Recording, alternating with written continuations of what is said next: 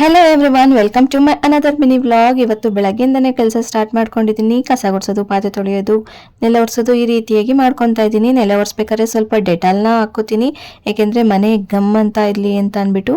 ಅದೇನೋ ಗೊತ್ತಿಲ್ಲ, ನನಗೆ ಡೆಟಾಲ್ ಸ್ಮೆಲ್ ಅಂದರೆ ತುಂಬಾ ಇಷ್ಟ ಆಗುತ್ತೆ.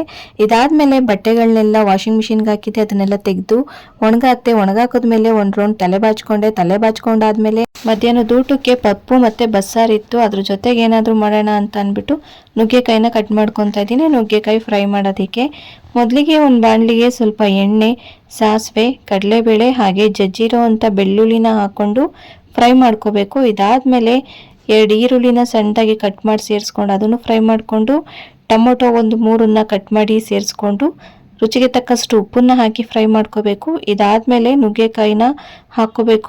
ಅದ್ರ ಜೊತೆಗೆ ಸ್ವಲ್ಪ ಅರಿಶಿನ ಮತ್ತೆ ಸಾಂಬಾರ್ ಪುಡಿ, ಕೊತ್ತಂಬರಿ ಸೊಪ್ಪು ಹಾಕಿ ಮಿಕ್ಸ್ ಮಾಡಿ ಒಂದು ಸಣ್ಣ ಲೋಟದಲ್ಲಿ ನೀರನ್ನು ಹಾಕಿ ಲಿಡ್ನ ಕ್ಲೋಸ್ ಮಾಡಿ ಒಂದು 5 ನಿಮಿಷ ಬೇಯಿಸ್ಕೊಂಡ್ರೆ ಟೇಸ್ಟಿಯಾಗಿರೋ ನುಗ್ಗೆಕಾಯಿ ಫ್ರೈ ರೆಡಿ ಆಗುತ್ತೆ. ಅದ್ರ ಜೊತೆಗೆ ನಾನು ಹಪ್ಪಳನ ಕರೆದು ಮಧ್ಯಾಹ್ನದ ಊಟಕ್ಕೆ ಅನ್ನ, ತುಪ್ಪ, ಪಪ್ಪು, ಹಪ್ಪಳ ಮತ್ತು ನುಗ್ಗೆಕಾಯಿ ಫ್ರೈನ ತಿಂದೆ.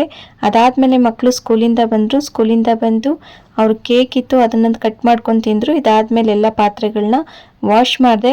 ಅದಾದಮೇಲೆ ನಮ್ಮ ರಿಷಿ ನೇರಳೆ ಹಣ್ಣಿನ ಜ್ಯೂಸ್ ಮಾಡ್ತಾ ಇದ್ದಾಳೆ. ಮಿಕ್ಸಿ ಜಾರ್ಗೆ ನೇರಳೆ ಹಣ್ಣಿನ ಬೀಜಗಳನ್ನೆಲ್ಲ ತೆಗೆದು ಹಾಕಿ ಸ್ವಲ್ಪ ಖಾರದ ಪುಡಿ, ಸಕ್ಕರೆ ಹಾಕಿ ರುಬ್ಬಿ ಶೋಧಿಸ್ಬಿಟ್ರೆ ನೇರಳೆ ಹಣ್ಣಿನ ಜ್ಯೂಸ್ ರೆಡಿ ಆಗಿಬಿಡುತ್ತೆ. ಇದಾದಮೇಲೆ ನನ್ನ ತಮ್ಮ ಮತ್ತು ನಮ್ಮ ಆಂಟಿ ಮಗಳು ಸರ್ಪ್ರೈಸ್ ಆಗಿ ಬಂದಿದ್ರು.